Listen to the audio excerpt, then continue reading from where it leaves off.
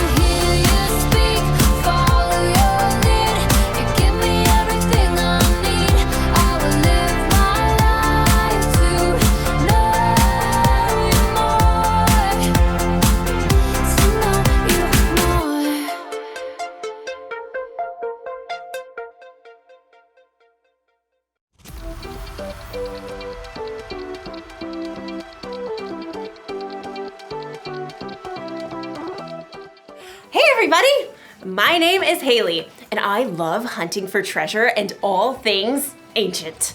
And I've discovered a very ancient flower! So, I've got a flower pot, some dirt, and some seeds. Let's get digging. These seeds are for a flower called King Solomon's seal. So, they should remind us to have wisdom. Wisdom is finding out what you should do and doing it. King Solomon is thought to be one of the wisest men who ever lived. Some say this very plant was growing in King Solomon's royal palace. 1, 2, 3! Ta-da! While Solomon was king, he built a palace and a temple for God, and he ruled wisely for 40 years. 1, 2, and 3. Ta-da! Next, we smooth it over. There you go, little guys. Go to sleep. Good night. There! Now we wait for it to grow. I'm watching you.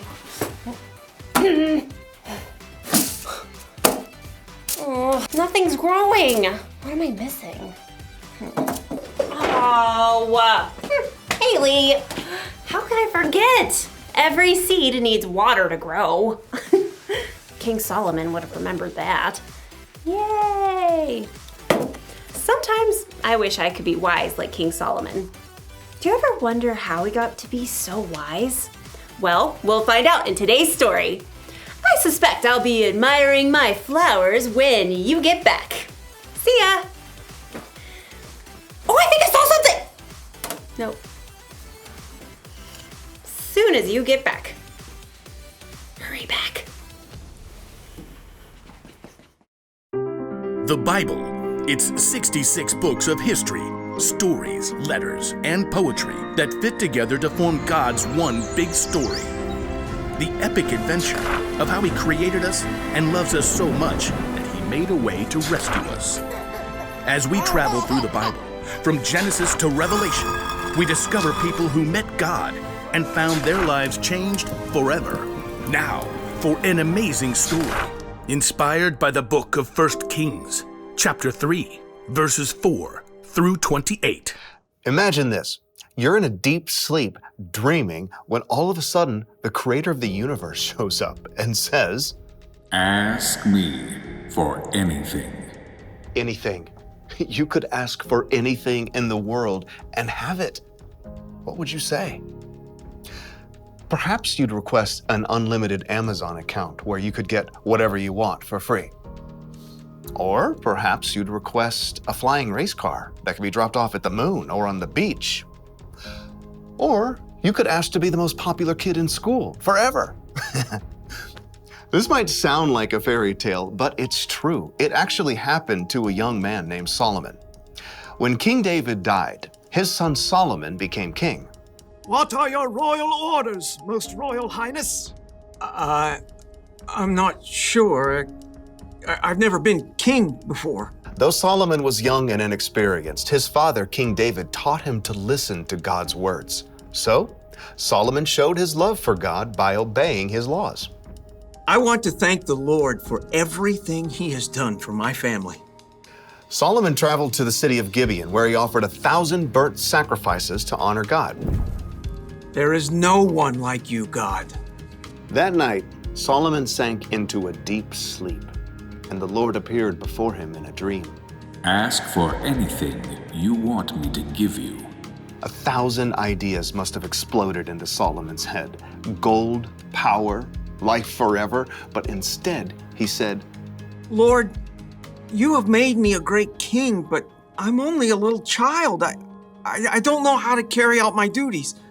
I'm here among the people that you have chosen. They are a great nation, so give me a heart that understands. Then I can rule over your people. I can tell the difference between what is right and what is wrong. It was a simple request, but one that would change Solomon's life forever. You have not asked to live for a long time. You have not asked to be wealthy. You have not even asked to have your enemies killed. Instead, you have asked for wisdom. I will give you a wise and understanding heart. As long as you live, no other king will be as great as you are. As the dream faded, Solomon woke with a start. Was that real? That was real! Amazed, Solomon returned to Jerusalem, where he once more gave sacrifices to honor God and held a great feast for all his officials. What are we celebrating, Your Most Royal Highness? God has promised to give me wisdom to lead the kingdom. How is that working out for you? Well, it was in a dream. Ah, I see. Perhaps Solomon wondered at first whether he really had received wisdom from God, but this was soon put to the test. Your Most Royal Highness, you must help the people solve their problems. I'll do my best, with God's help. First order of business, we have these two ladies here. State your business, please. My friend and I...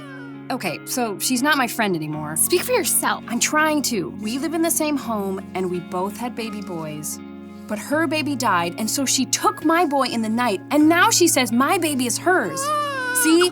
That's not her baby. No way. This baby is my son. Is not. Is too. Ladies! Solomon turned to the first woman. You say my son is the living baby, but your friend says the baby is her son. That's a lie. Is not. Is too. God gave Solomon a wise idea. Bring me a sword. An official quickly brought the king's shining sword. Your royal sword, your royal highness. Solomon studied the two women carefully. Excellent. Now, cut the baby in 2 parts. Give 1/2 to the first woman and 1/2 to the second. Solomon had no intention of harming the baby, but he knew this was the way to find the truth. No. Give her the baby. Don't kill him. Oh, whatever. Neither of us will get the baby. Solomon could instantly see which woman truly cared about the baby. Give the boy to the first woman here. She is his mother. Thank you. Oh, thank you. No fair. That was totally a trick. The baby was given to his true mother. All the Israelites heard about Solomon's decision and trusted that he would judge them fairly too. God made Solomon so wise that his understanding couldn't even be measured, like the sands on the seashore.